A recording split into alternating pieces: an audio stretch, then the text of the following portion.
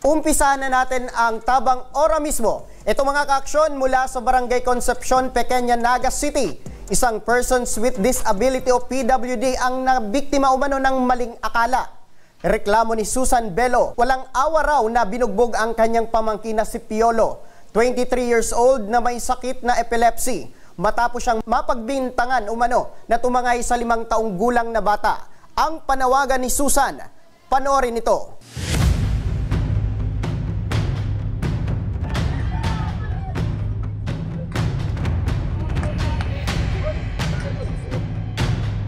Ako po si Francia San Carlos Tumugdan, tiyahin po ni Piolo Lee San Carlos. Kami po ay humihinging tulong legal. Si Piolo po ay isang PWD na wala sa tamang pag-iisip. Isip bata na edad 5 taon gulang lamang. Sa nangyari po, walang anumang ginawa si Piolo sa bata. Ito po ay malinaw sa post ng magulang ng bata. Kinagabihan pagkatapos masaktan ng physical si Piolo, kami po ay dumaan na sa tamang proseso sa barangay kasamang barangay official. Ngunit hindi po kami pumayag na ito'y maharito sa ganong laman na paraan. Kaya kami po ay porsigido na legal na kaso sa nangyari sa aking pamangkin.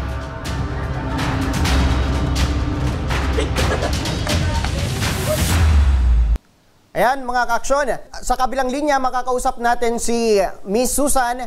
Miss Susan, magandang hapon po sa inyo. Magandang hapon po, sir. Opo. Ma'am, maaari nyo bang maikwento ang nangyari dito sa pamangkin mo? Nung 12 ng February, may naghahanap po ng si Piolo. Tapos po, sabi ko, wala si Piolo dito. Naglalaro sa mga pinsan niya sa 7th Street. Doon po yung bata, nagaling eskwelahan, siya po ang nakapagsabi, nandoon po si Piolo.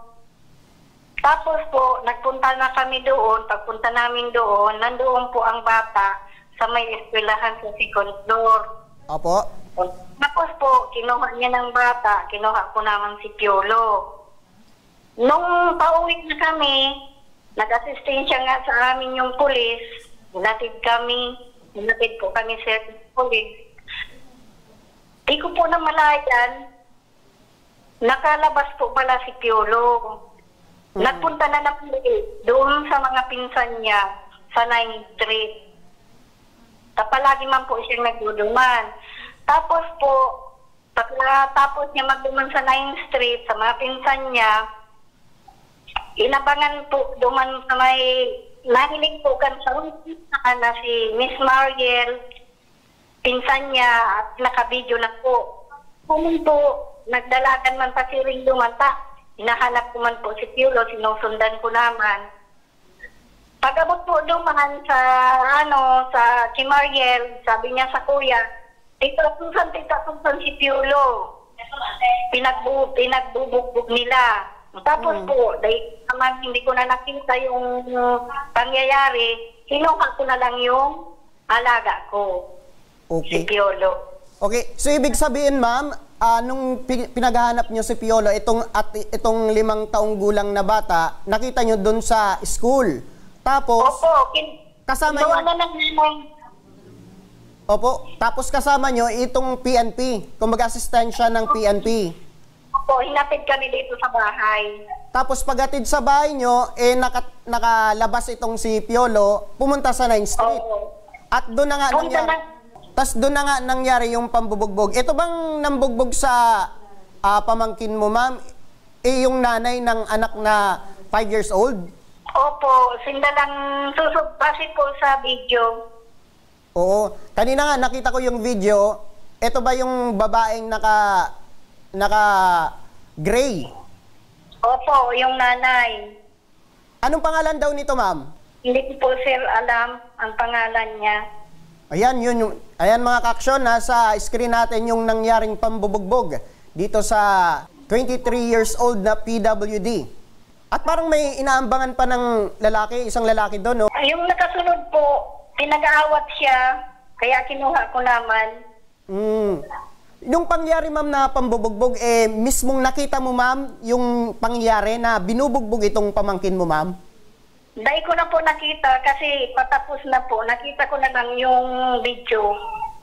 Okay. Nung nakita nyo, ma'am, yung video, ano po yung una mong naramdaman? Umiyak po ko. Kumbaga, yun yung kasama ng 5 years old, itong 23 years old na PWD na pamangkin mo, ma'am, dun sa school kung saan nakita yung dalawa. Opo. Tapos, ano daw, bakit nagalit daw yung nanay nito, ni itong 5 years old, at napagbuntungan itong PWD na pamangkin mo, ma'am? Ano po daw kasi, para daw kasi pumupunta palagi pa doon. Ma'am Francia, magandang hapon po. Magandang hapon man po. Opo, ma'am. Ma'am, para sa kalinawan ng mga viewers natin, ano po yung tunay na pangyayari nung mga oras na yun? Bakit po binugbog itong pamangkin mo, ma'am? Kinuha daw yung pong anak nila. So, ibig sabihin, ma'am, pinagbibintangan itong pamangkin mo, ma'am, na PWD na yun yung kumuha sa 5 years old na anak nang bumugbog sa PWD na pamangkin nyo, ma'am. Opo, naawa ako kasi alam ko naman yung PWD yun, walang isip. Minsan, ano siya, kahit 25 years old na siya, wala po talaga siyang kaisipan. Opo. Sa pagkakalam nyo, ma'am, ano po yung mental capacity nitong pamangkin mo, ma'am? Nasa anong edad daw? Ang estimate ko po, siguro, mga 5 years old pa lang siya sa ano niya. Okay. So, ibig sabihin, 5 years old yung mental capacity instead na 23 Opo, years opo. old. Hindi akma sa edad nito ni Piolo. Piolo. Opo. Sa ngayon, ma'am, ano po yung pinakaplano nyo, ma'am, dito sa nambugbog sa pamangkin mo, ma'am?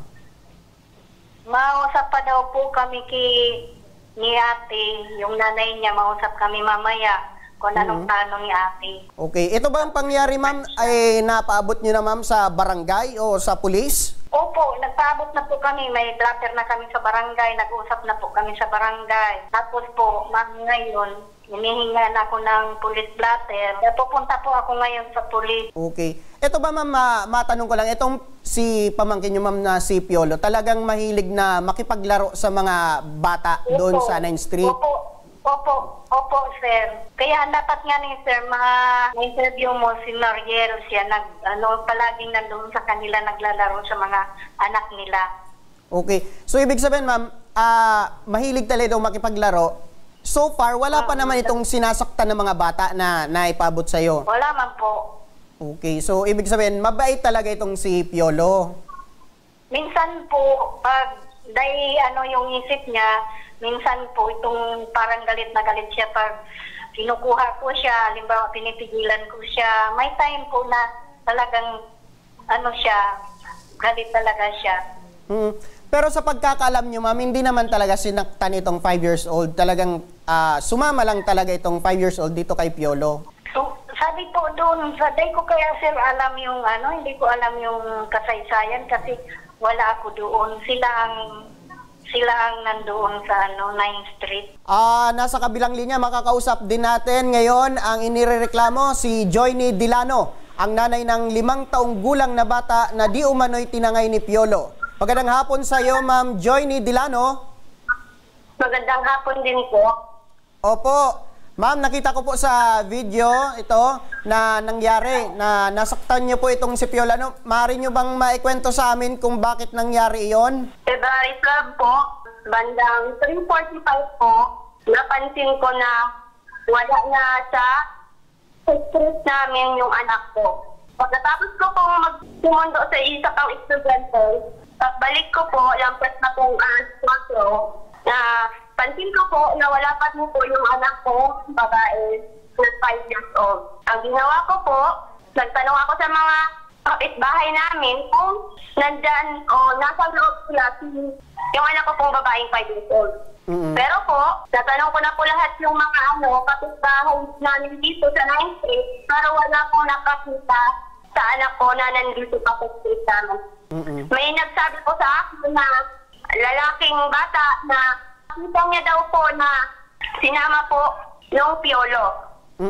Tinanong ko po kung saan papunta, hindi niya daw po alam. Tinanong ko po kung saan nakatira yun, tapos pinuntahan ko doon sa bahay nila. Nagpasama po ako sa kanila para puntahan sa bahay. Dating ko po doon, tumawag ako, pero hindi po ako narinig yata, kaya walang lumabas. Nainip po ako, umalis ako. Hinanap ko sa ibang street namin. Mga anong oras na po yung paghanap nyo, ma'am? Bago nyo nakita itong si Piolo at yung anak Isang mo? oras po. Mag-iisang oras. Mag-iisang oras. Saan nyo dun partikular sa school nakita itong dalawa? Ano daw yung ginagawa ng Sa dalawa? taas po. Ito ma'am, si Piolo, personally nakikita nyo na po ito or kilala nyo na po ito si Piolo na dumadaan talaga sa lugar nyo? Personal po, dahil ko po siya, hindi ko po sa kakilala. Pagkatapos po namin doon sa bahay, may nakapagsabi na nakita sa loob ng paaralan, may kasama nga pong bata. Pumunta na po ako doon. Hinanap po, tinay kong hinanap. May kasama ko yung sister-in-law ko, may dalawang pulis na naka-duty doon. Ako, habang hinahanap ko yung anak ko sa loob, yung sister-in-law ko, inform mo lang naka-duty doon. Tapos dumating na din po yung matandang babaeng nakausap ko sa bahay nila. Sinabi niya doon, ito yung rason kung bakit galit ako at nagpanik ako. Kasi sinabi niya na natatakot daw siya para sa anak ko kasi may nangyari ng ganito. May gusto siyang isama na 3 years old, ayaw ng bata, sinampal niya. Ako po as magulang, nagpapanik po ako para sa anak ko, nag-iisip na po ako kung ano-ano. Kasi baka may mangyari. Ma'am, naintindihan ko po ma'am ang nararamdaman nyo bilang ina na nawawala yung anak nyo at kasama nitong PW. Pero rason po ba ito ma'am na para saktan itong persons with disability? Napunta ako dyan sa point na yan kasi galit na galit ako. Yan yung emotion ko noon. Kasi sinong magulang ang hindi magagalit pag nalaman mo na may kumuha sa anak mo na hindi mo kilala sa loob ng paaralan. Opo. Pero ma'am, tinanong nyo po ba sa sarili nyo na meron ka rin na kapabayaan dahil naiwan yung bata doon sa bahay ninyo? Yes po, sir. May kapabayaan ako. Pero may kapabayaan din sila. Kasi alam pala nila na gano'n yung ugali. Alam pala nung matanda na gano'n ang ugali. Bakit din nasa labas? Ako lang po ba yung may kasalanan doon? Ako lang po ba din ang may kapabayaan doon? Opo. Base ma'am sa pagkakakwento nyo at pagkakakwento ng itong kamag-anak na ni Piolo, nung nakuha na itong si Piolo at yung anak nyo ma'am, nakauwi na kayo. Tapos after na nakauwi kayo, naambangan nyo itong si Piolo at doon na nangyari yung nailabas yung galit. Hindi namin tarap na pangal. Okay na po sana, mag-usap na kami. Ang pag-usap namin ng matandang babae, hindi niya napapalabas. Pagdating namin sa bahay, ilang minuto pa lang po, nandun na naman sa harapan namin. So ibig sabihin ma'am, nung nakita nyo ma'am itong si Piolo na naglalakad uli doon sa labas ng bahay niya, sa 9th Street, doon na nangyari itong pambubugbog, itong nasaktan nyo ma'am itong PWD. Yes po. Ano na po ako dyan? Doon. Kaso galit pa ako noon. Kumbaga hindi ka ma'am nakapagpigil, sumagi ba sa isip nyo na kausapin na itong guardian nito na hindi na lang umabot sa masaktan itong PWD dahil kumbaga PWD ma'am, kumbaga tayo yung mas nakakaunawa sa kanila. Sir, nung panahon nun, hindi ko na malaman na PWD. Kasi nga sinasabi ko yung lalaki kasi nung una hindi ko alam na PWD. Opo ma'am, may tanong ko lang, may ginawa ba ulit itong PWD ma'am sa anak nyo ma'am? Yes po, wala po. Wala. Ma'am Joy. Yes po. Opo, sa pagkakakwento mo ma'am, wala naman palang ginawa itong PWD. Dahil may kwento na nananakit daw itong PWD. Yes, sa akala mo ma'am na baka sinakta na ni Piolo itong anak nyo. Yes po, kasi sir, nung hinahanap ko wala na talaga nasa isip ko. Baka, okay. Galing na mismo sa bibig nyo ma'am, baka may nangyari or sinaktan itong 5 years old nyong anak. Wala naman po pala. Sir, hindi pa kahit bakit nag-focus sa wala naman pala. Kasi may possible na what pa rin po may nangyari. Nakala po ba kami mag-a-action? Kung nabantayan nyo din po itong 5 years old na anak nyo ma'am, hindi ito sasama doon kay Piolo. Paano po ko nabantayan din nila lang? Nabantayan din nila lang. Hindi makalabas kasi alam pala nila may ganyan ng history. Opo, matanong ko lang ma'am, nung mga oras na yon ma'am, sino po yung nagbabantay sa 5 years old yung anak? Ako po. O ikaw? Paano nangyari ma'am na nakasama pala ito sa kay Piolo? Nakalabas. Kasi nagpaalam po siya. So ibig sabihin, komportable ka, naglalaro lang yung 5 years old mong anak dun sa labas ng bahay nyo. Yes po. Pero tiningnan nyo po ba ito kahit minuminuto? Sinicheck ko po. Kasi lumabas na nga po ako ng kung 3:30 siya, nagpaalam sa akin. 3:40, 3:45, lumabas ako para tignan siya. Nung nakita nyo uli si Piolo, dun na nangyari yung pananakit dito Yes kay po. Piolo. Kasi may pag-uusap na po kami. May pag-uusap na kaming huwag papayabasin. Opo, hindi nyo ma'am sinubukan na kausapin nyo itong mga guardian na, nandito na naman yung pamangkin nyo. Paano po sila kakausapin? Nag-video po sila. Kahit balik-balik rin natin ma'am, alam nyo ma'am na mali rin yung ginawa mo ma'am na pananakit Yes dito po. sa PWD. Alam na alam ko po. Alam ko kung mali ang ginawa ko. Opa. Ma'am, kung Hindi meron... po ako mag-visualize yan. Apo, kung meron kang mensahe ma'am dito sa pamilya ng PWD, ano po yun ma'am? Sana hindi umabot. Parehas po tayong may kapabayaan. Kung palagay niyo po, napabayaan ko yung anak ko, ganun din po kayo. May pananagutan po kayo, may pananagutan din po ako. Okay, Ma'am Francia, ano po rin yung masabi nyo ma'am? Ano mensahe nyo dito kay Ma'am Joy? Inaamin naman baga namin, ma'am, yan? Ilang beses namin sinabi, aminado kami na napabayaan namin. Oh, yes po, parehas po kita may kapabayaan. Ang sabi sa mo, magugulay. Gusto nila makipag-usap sa amin, pero ang gusto kong pakikipag-usap nila, yung talagang sincere sila na tinatanggap nila, nagkamali sila, bako itong garo, ano pa tinda pa itong matapang magsalita. Pwede naman yung pag-usapan kung gusto nila talagang magkaayos ng usapan. Ma'am Francia, ano po yung masasabi mo ma'am? Kasi tulad na kanina sinabi sa amin ni ma'am sa DSWD, na na-trigger pa rin sila nung makita nila si Piolo na nagpunta din sa lugar nila, Opo. na nagkaayos na nga ni Sinda, nag-okay na, sorry na. Nung makita nila doon si Piolo, sabi nung babae daw, garo daw sinusudok-sudok pa sila ni Piolo, kakinastaran ninda. Ibig ko sabihin ngayon, may tendency na kapag ulit nag-sorry na, nagpa-ariglo ulit kami, baka makita na naman nila yung pamangkin ko, panata na naman nila. Kaya yan ang iniisip ko ma'am, kung magpapariglo o hindi. Kaya gusto ko maayos na usapan. Opo, sandali lang ma'am. Nung nangyari ma'am yung pambubugbog, kamusta na yung pamangkin nyo ma'am? Anong nararamdaman niya? Kasi may... Eto po, inaatake na, nabulabo na sir. Dati hindi na inaatake, ngayon inaatake dahil naano nila sa payo. Okay. Kaya ang sir sabi ko, magpalitan kami, sila naman ngayon na nasa kalagayan namin na inaatake na lagi yung pamangkin ko dahil sa ginawa nila. Grabe ang atake, ibang klase ang atake na ngayon.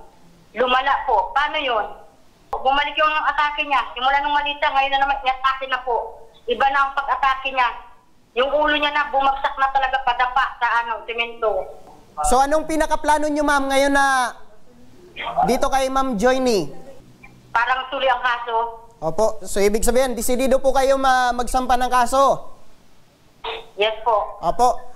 Para sa legal na aksyon, nasa kabilang linya ng ating telepono si Police Brigadier General Andre Perez Dizon, ang Regional Director ng Philippine National Police Region 5. Sir, napaabot niya na po sa inyo yung informasyon regarding po dito sa pananakit sa PWD. Ano po ang maaaring maisampang kaso nila Susan laban kay Joyny? May batas po tayo na pwede nating sampa ng physical injury yung biktima po sir at lalo pat person with disability po yung biktima po sir. Opo, dahil dyan sa pangyari, sir, ano po yung mensahe natin sa publiko para hindi na umabot at mabigyan ng, kumbaga dapat abaan ng pasensya in case na may mga ganitong senaryo. Totoo po yan, Sir Nomer, sa pamamagitan po nitong programa ninyo, nagpapasalamat tayo na binigyan nyo ng pagkakataon yung Police Regional Office 5 na may paabot sa ating mga kababayan na kapag mga ganong insidente na ang may kinalaman ay PWD, bigyan po natin ng medyo mahabang pasensya at kung ito naman ay hindi nakakapinsala at wala namang armas at wala namang pwedeng pahamak ng ating mga mamamayan, pagbigyan na lang po natin kasi isa po ito sa mga pinoprotektahan ng gobyerno na yung mga kapos sa kanilang kalagayan ay dapat pangalagaan din po, Sir Nomer. Opo, Sir RD, doon naman sa part ng pamilya na merong kapamilya mga PWD, kumbaga meron din na PWD na nananakit. Ano po yung mensahe natin dito sa mga sa pamilya? Yung kahit pamilya po, Sir Nomer, pwedeng sampahan ng kaso kung sino man po ang nakakaalam, may personal knowledge sa pananakit ng miyembro ng pamilya na sinasaktan nila yung kapamilya nila na may PWD. Bawal na bawal po dyan at pwedeng sampahan po ng kaso kung sino man po ang may kagagawa noon, sir. So ibig sabihin, dapat rin na bantayan ng kanilang mga kapamilya na merong kumbaga PWD para hindi na makapanakit pa ng iba. Opo. Kuwan po talaga yan, Sir Nomer. Look out din ang kanyang pamilya na tingnan ang seguridad ng kanilang miyembro ng pamilya na may PWD. Tama po, kasi baka makapinsala yan sa iba. Opo. At nandyan po ang ating local government na nakahandang tumugon at i-refer sila sa ahensya ng gobyerno na nagpapangalaga ng ating mga person with disability po, sir. Opo, last na lang po, RD, ano po ang maaring proseso or dapat gawin para makapagsampa itong pamilya ni Susan laban dito kay Joyny? Opo, sir, i-accommodate po natin sila, sir. Hantayin natin sa police station sa Naga. At station 3 po ba yun, sir? Station 5? Station 2 po, RD. Station 2, opo. Hintayin po namin, sir, sa Station 2 para makuha ng statement at matulungan ng police para makapag-file ng kaso po sa piskalya. Opo, with that dyan, RD, maraming salamat po. Yan po si Police Brigadier General Andre Dizon, Perez Dizon, ang Regional Director.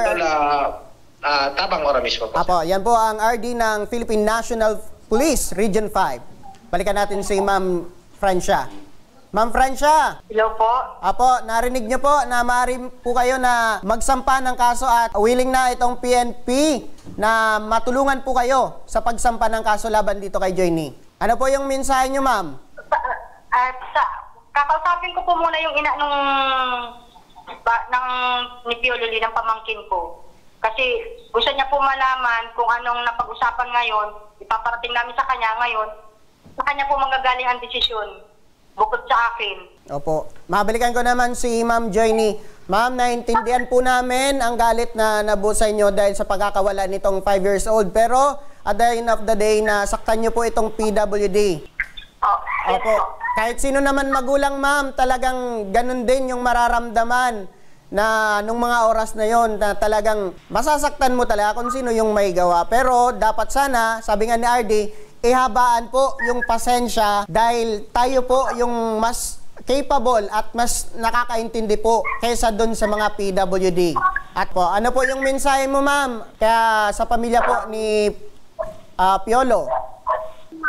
Na dapat wala pa ako masasabi. Kaso po, sinta, makaunti lang dito ako. Ibig sabihin, tanggap niyo naman, ma'am, yung pagkakamali niyo po, ma'am. Tanggap po.